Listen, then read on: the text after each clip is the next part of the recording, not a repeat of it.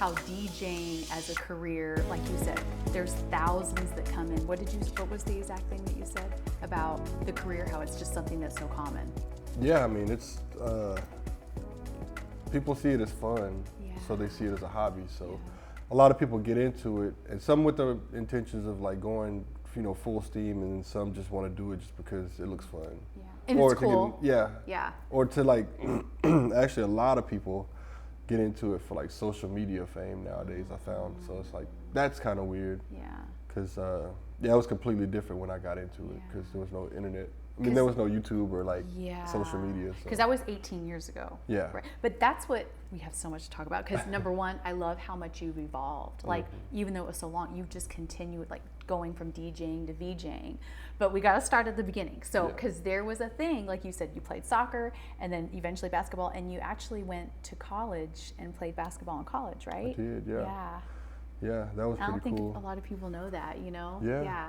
It was my first love my first love was soccer, and then in high school when I grew that 4 inches during that summer, I went to try out for soccer after basketball season, and the basketball coach came down and was like talking to the soccer coach, and they pulled me out of the soccer tryout because they wanted me in basketball off season. So I couldn't play throughout high school. I couldn't play soccer anymore. Oh, wow. Yeah, and I was really good. Wow. Yeah, and so. Were you thinking about, was it going to be professional career for you? Or were you thinking soccer probably? Soccer. Yeah, I always wanted to be a professional soccer player. Wow. Yeah, but they thought I was more valuable on the basketball court, so I had to go basketball off season, and I guess it worked out. I mean, I still miss soccer, but I've always transferred my passion. So from one thing to another, it's kind of easy for me to do that. So it went from soccer to basketball, and I was fortunate enough to have the love for it to take it serious. I mean, I used to sleep with the basketball in high school. Wow. Yeah. That's amazing. And then there was like a transitional event that occurred for you in college, right? You went and you put your hand, you started to DJ, you were at an event and you put your hand on a turntable or something, right? Yeah, it was crazy. You want to hear the whole story, or you want to hear just that part?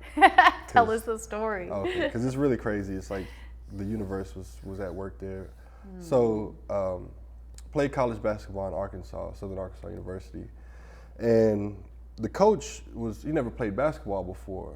He was just, I think he was a water boy or something before, and his dad was a coach in the town, so I guess they put him up there as a coach. And he would read books about basketball. That's how he kind of knew. He didn't actually experience it. And so I'm not saying we would butt heads a lot, but he didn't really kind of know the dynamic of the team and how to utilize it. But he would always pick on me. I was first every time when we ran, like point guards, no matter. I was first in the 3 miles that we would run because I was ambitious and I always wanted to be first. I was real competitive. And played really good defense, rebounded well, one of the best shooters on the team. So I ended up, scoring a good amount of points every game. And it was something about, I guess, I don't know why he didn't like me. He just didn't like me. Yeah. And so he would pick on me a lot. And one day, it just came to a head at basketball practice where like the guy, one of my friends actually, he elbowed me in just like a tough man drill, rebounding drill. So he elbowed me and my mouth started bleeding. So like I looked at my mouth and she's like, "Why are you stopping?" And the dude just started yelling at me, the coach did.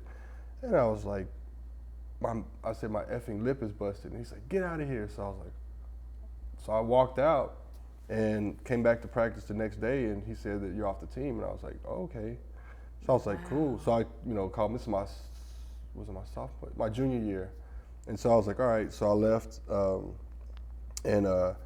That was a Friday, so I left, went home, and I told my mom, and so I left, went home, drove back to Dallas, and my friends were like, screw it, we got a party in Austin, let's go. So we packed up in a truck and drove to Austin and went to this party, and we partied that night. Then the next morning we woke up, and the DJ, there was just turntables right there.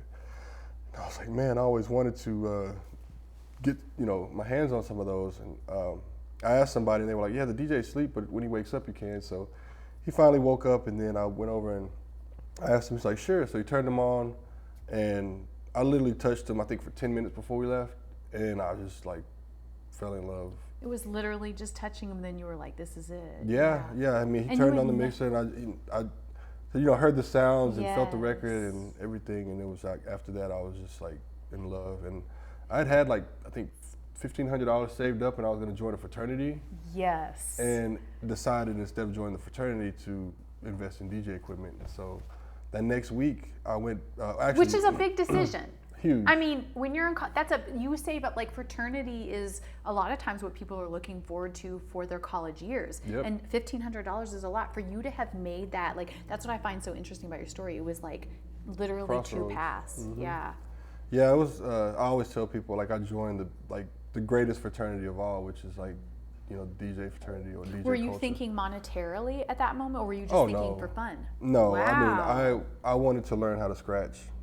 That was my main thing. I mean, growing up, we watched the movie Juice, and so like we got in trouble back then, like scratching my cousin's Prince record on an actual record player, which ruins the record. So me and my cousin actually got in trouble for that back in the day, but.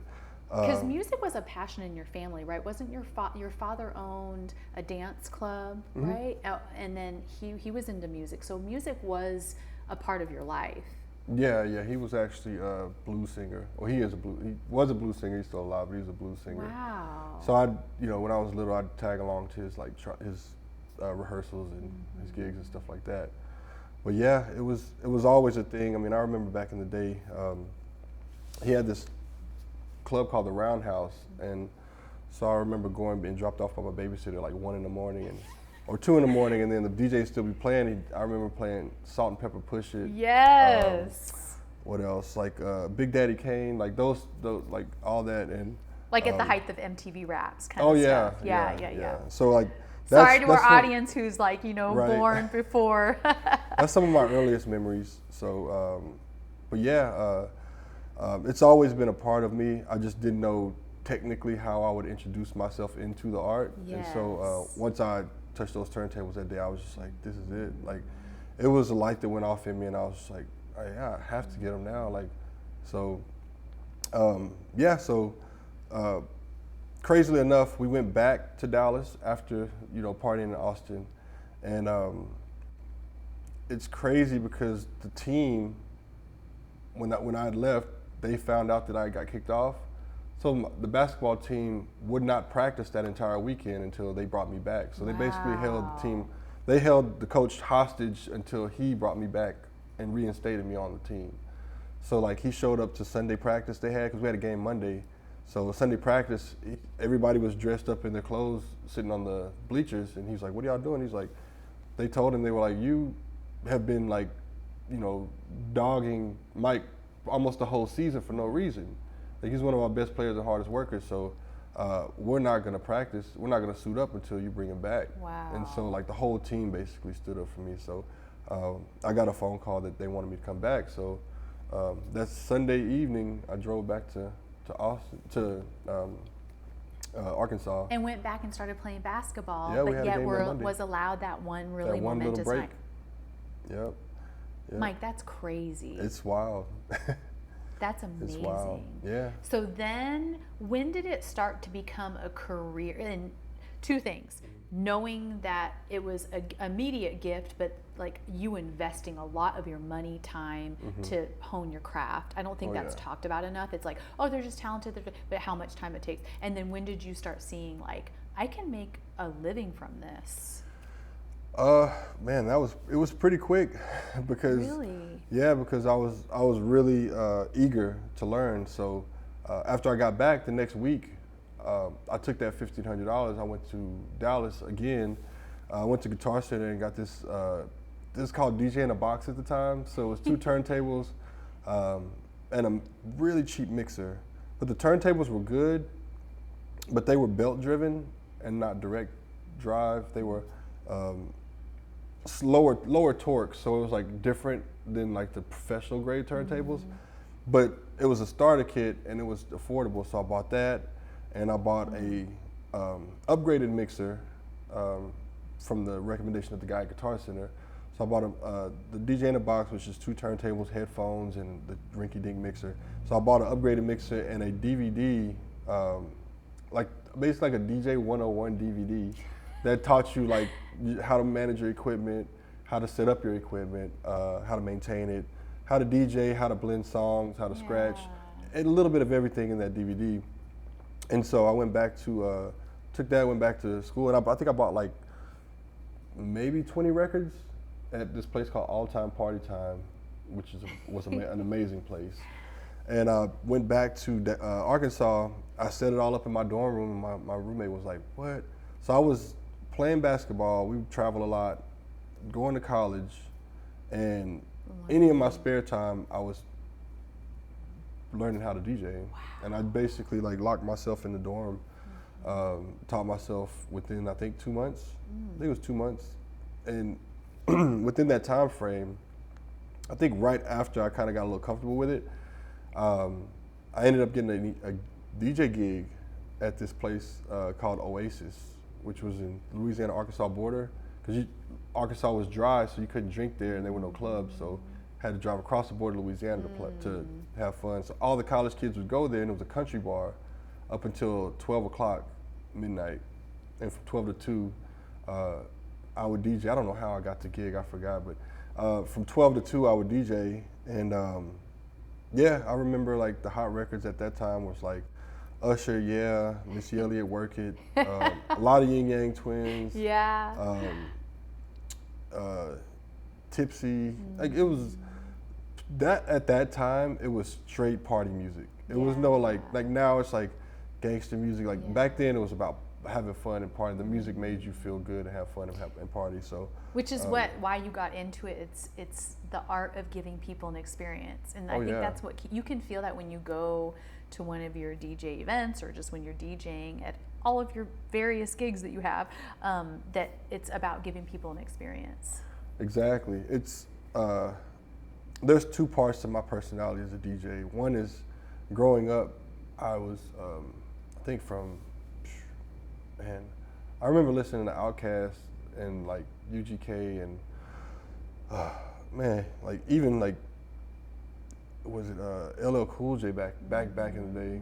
But there was so much music out there that I missed, that when I got of age and started listening to like Wu-Tang and stuff like that in high school, I went back and just started listening to everything. So like I fell in love with hip hop, like the real hip hop. And so yeah, part of me when I DJ is a purist of like, you know, hip hop, real this, real that. Yeah. Then the other part is when people are in my vicinity and I have control over their emotions, I want to make them forget about all the negative emotions they have. Yes. And I want them to focus more on the moment, and the energy that's created by me is really important. So I always like to try to give that 100% of the time, no matter what genre. So like, I could, you know, 70s music, 80s music. I mean, I've played Elvis before and had like a, you know, 70-year-old woman up dancing, like, you know, she hadn't danced in years, you know, and like her family came up to me and thanked me, and those times were the greatest times for me as a DJ, is when you can like actually, when you know that you actually impact people's emotions in a positive way. Yes. So that's kind of one of the most gratifying parts to me, and I'm not that type of DJ that's just gonna play the music that I like, because if that's the case, people will be listening to MF Doom all day, or like Wu-Tang or Nas or something like that, but I know that that's not everybody's cup of tea, so I try to give my empathy, I think, is my biggest asset as a DJ, as far as I can put myself in the shoes of the audience. And like you said, your broad range of experiences growing up, being around different types of beings, around diverse cultures, it plays into music. Oh yeah. I mean, the guys that I went to party with in Austin, they were all Asian, so yeah, I mean, in college too, I didn't hang around a lot of the popular kids. I mean, I hung around the international students. And I played like intramural soccer with them. So like, it's just never trying to like put, I don't put myself in a box as far as people I hang out with, or pigeonhole the type of this or that. So I'm always completely open to like everything, and I think it shows in my music because I can.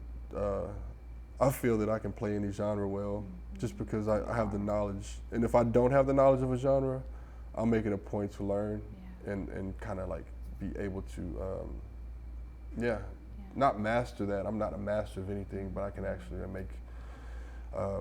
make great moments out of any music, I think. Which makes your appeal, and then the ability to make a living off of it. I mean, if you're not pigeonholed in one way, you're able to be broad spectrum. So that's kind of where I was heading next, is out of your experience. I mean, you played for the Dallas Mavs, the Mexican national soccer team, like Red Bull, we can just name all of these awesome things that DJs would dream to do. There's a business to DJing. Like, can you speak to that, and how did you learn that business? How do you deal with it? It's definitely a balancing act, and it's when something's your passion, you can kind of neglect the business side a lot. And I've noticed that in a lot of places, people have agents, people have managers to handle all that. People have teams of people that work with them. I've never had that. I've basically done everything on my own, just for the simple fact I can.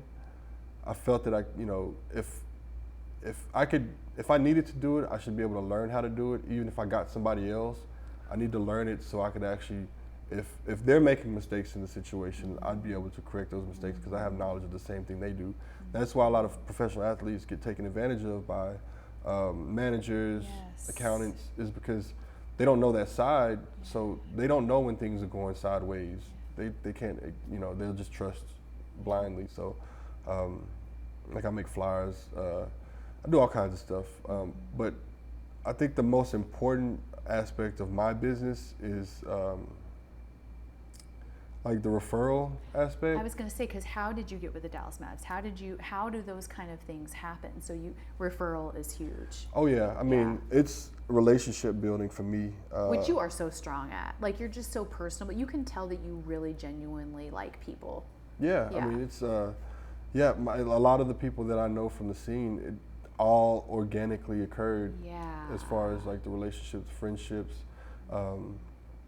I don't know. I like cool people, people that are like not stuck up, people that aren't like gonna eventually get to a point in their career if they are successful and then act like they don't know anybody who was with them, during those hard times. So staying humble and most importantly, like treating people how you want to be treated. So like that's how I've always done. I think that's helped me a lot in my relationship building. And so once I have a great product to go along with that mentality, a lot of people see that and they're like, all right, well, if I want to refer somebody, I'm not going to refer like the asshole DJ that like, has an ego. I want to refer somebody who, when they go up to that person, the client or whoever I refer them to, they're going to represent me in a great way. And so I feel that I do that for people.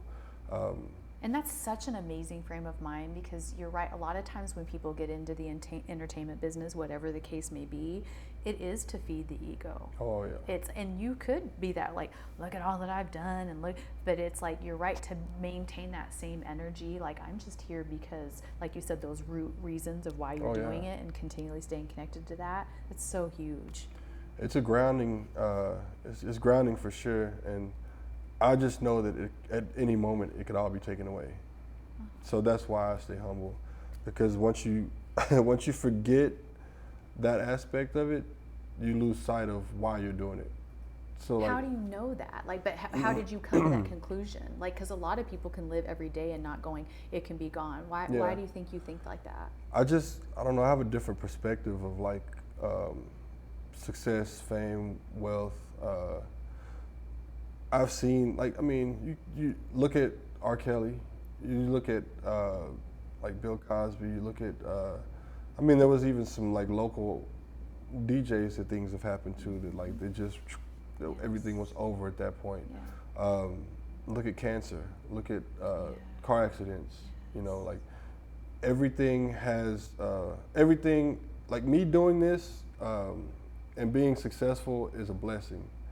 And so with that, I can't take that for granted. So I always try to like I try to maximize every day. I try to treat people how I want to be treated and make sure that what I'm doing because I enjoy it. And once it becomes a job, I need to pull back and start doing something else. Or once I lose the passion of something, then it becomes like I need to switch lanes. It's kind of like with basketball. Like I went to play in professional in Mexico, and that season was great. I did great, but it became a job. Yeah. And so I lost the passion. Yeah. And that kind of like, it frustrated me a little bit, but also like, it led me to my other chapter. Yeah. And so.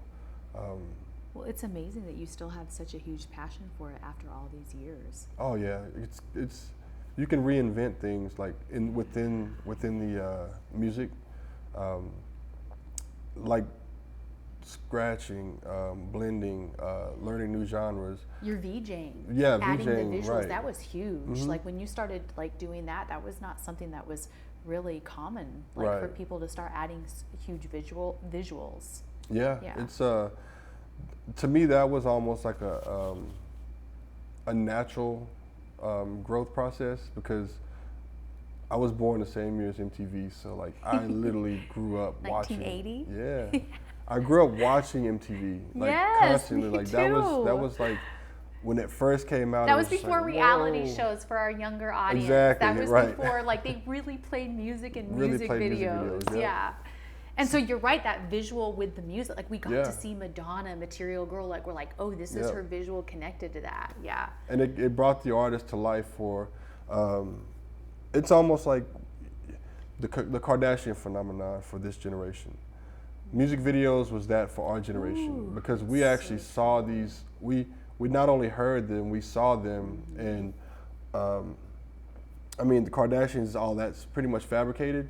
So these music videos were fabricated, but there was more authenticity to a lot of these music videos because this was the image that they were putting out, and it was back then it was more pure. Music was more authentic. Yeah, music it came was from more a authentic. place of their living, where they came from. Yeah. It wasn't like they were gonna get like a, $100 million record deal. Yes. Or something like that back then. So a lot of people did it for the love. A lot of them were struggling artists. Yeah. So just seeing that and knowing visually and mentally about almost all of the music videos that were ever out. So it's something that I got to put to use once I started VJing, is because I already know these music videos. I grew up with these music videos, which all the 80s, 90s, when I'm playing 90s, 80s videos, like early 80s videos, the older people come to me like, how do you know all this? Who taught you this? Right. Too, Who taught you this? It's like, I lived this. So like, this was my life. Right. So yeah, I mean, to me, it was a natural progression. Once I found out that it was possible and how to actually do it, it became like really, I was really interested. Yeah. And it's something that I kind of took full force, and I wanted to learn as much as I could about the visual aspect of music because it invokes an emotion as well. Yes. Because the nostalgia that you get from like seeing a music video, and it's a time capsule. And so if I play that for somebody and they haven't seen the video in 25 years, they're like blown away. They're like, oh my God. And then the next one, and they're like, oh my God. So I get some people at my gigs, they'll all be sitting down and nobody's dancing, but the entertainment level is at a 10. They're like, oh my. And so you just see them being blown away by every video that I play. And to me, that's why I do and continue to do the video thing. It's definitely not a gimmick. It's something that I actually loved growing up. So it's one of those things that I think that connects people to the music even more. Yeah, I love it. We'll end with this then. So as I was sitting here listening to you talk about memories and childhood and just this whole journey that led you to this point, and just the amazing perspective that you have on your career, thinking about your daughter. Yeah. What do you, we were talking, 6-year-old precious daughter, what do you wish for her future? We'll end it with that, since we've talked about everything that's led you to this point. What are your hopes for her? I don't know. I think the best life she can live is a life that full of passion. So if she does something or chooses to do something with her life, well, I'm not gonna push her to do anything. I'm gonna like show her music. You know, I'm gonna show her how to manipulate music, play the piano. She's already like making up her own songs, so she could be a songwriter if she wanted to. But I just want her passion to be her career in any aspect. I don't want her to be like in a mundane like situation to where she's unhappy every day. And I think that's, to me, the main blessing of being a DJ full time is that I don't have to work a day in my life. I'm pretty much retired because I'd be doing this even if I wasn't getting paid for it, or if I didn't need the money, I would still be doing the same thing I'm doing now. It's the epitome of the saying, following your bliss. Like you truly followed your passion and it led you to where you're supposed to be. And so many people don't do that. Yeah, I think, I don't know, it's not even necessarily the right place at the right time. It's just, I think my mentality ever since a child has been like, I have to find something. I always wanted to find something, like, especially after basketball. I knew I couldn't play basketball forever, and so like when I did play basketball professionally in Mexico, I ended up saving all the money I made there and ended up buying professional grade equipment before I even got back. So that passion, ending that chapter in my life as far as basketball goes, transferred over into the passion that I have now. And I still to this day have those same turntables that I purchased back then. And so all I said was the work ethic is there, the passion is there. It doesn't matter what you apply it to as long as you apply it to something. So that's kind of what I'm trying to teach my daughters. Once you get a foundation of certain elements in your life, whether like with the passion and work ethic, those two things, once you apply to whatever it is that you want to do, it can take you as far as you can go, and you'll be happy on the journey. And that's what, like, there's no end result. There's no end goal to DJing for me. It's just that I'm enjoying the journey that I'm on right now. You are dropping gems upon gems upon gems. Because you're right, like we focus on the end journey. And it's like, I'm trying to get here. But there is something so powerful about being in the moment. And like you said, every day is something to learn and grow. So I got really lucky with the early experience, which is, I was told that one out of every it's like 100,000 people will be a professional athlete by actually my former soccer coach and at the time present junior high basketball coach, because he was mad that LeBron had got this huge contract. He's like, why can't teachers get paid this much, athletes are? And so we had an actual confrontation in the classroom, me and him, and we knew each other. We've known each other at that point almost since I was 5 years old. I've known him. And he was just like, this is a false hope. Nobody's gonna go off in this classroom. Nobody's gonna be a professional athlete. And then I was like, wait a minute. I was like, so you mean to tell me that if somebody would have said that to Michael Jordan and he joined the military, we wouldn't have had the greatest basketball player ever, and we wouldn't have been able to witness greatness? You can't say that, because you're now letting everybody, like, you're discrediting everybody's motivation, everybody's dreams that's in this room. And it's like, I said, I'm gonna be a professional, basketball player. And then he was kind of like, yeah, right, whatever. And then I was like, all right, cool.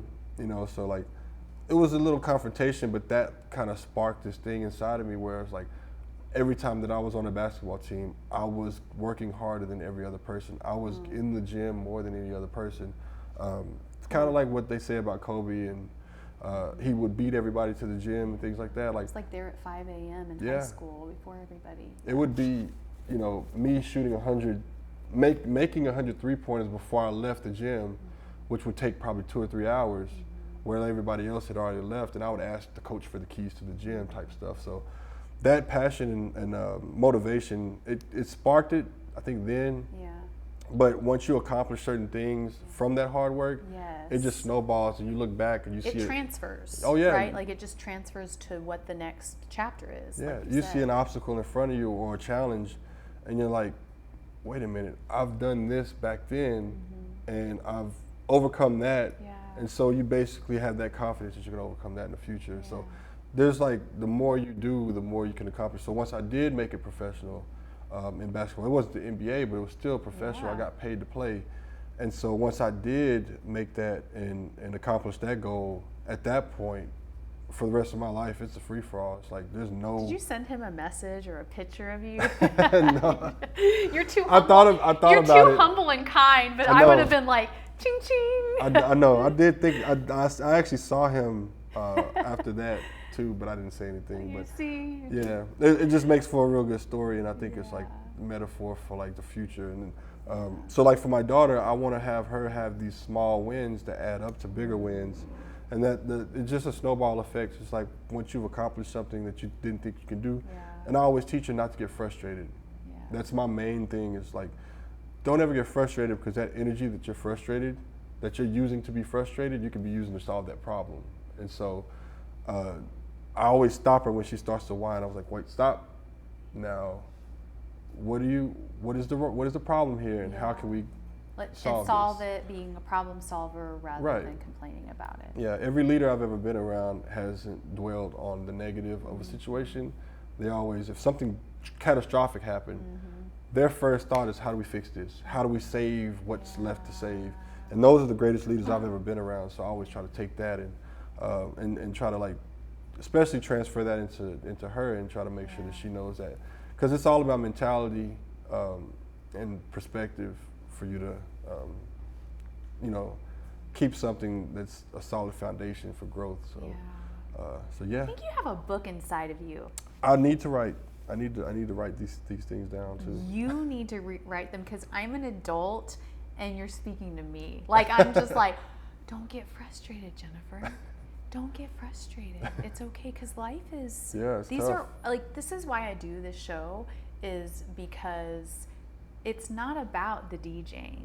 It's like, you are the epitome of like this, because it's all about all those things that you've learned, all these gems that you've dropped. That's what it's about. It's like, as you're living life and pursuing your passion and doing fulfilling what you were meant to, it's like, who are you becoming? Yeah. During that. Right. That's the story.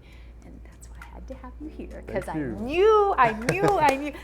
I've seen you operate, and I know the energy, but then even now hearing you, because we've never had this kind of conversation where you're telling me this, I'm just even more amazed by you and the frame of mind that you carry with yourself daily, So Thank you so much. you need to adopt us all. We need you all to say, daughter, son, don't get frustrated. What are we Right? I'll send you a message. Are you frustrated? Yeah. Don't be. Yeah. Are you going to solve it? What are you going to do? Yeah, it's who you're becoming, not what you're doing. Yeah. Thank you so much. Thank you for having me. I It was just fun. really appreciate it. I'm really excited, because I know people are going to get things from this. So awesome. Thank you for joining us, Beneath with Jennifer Stubbington. See you next time.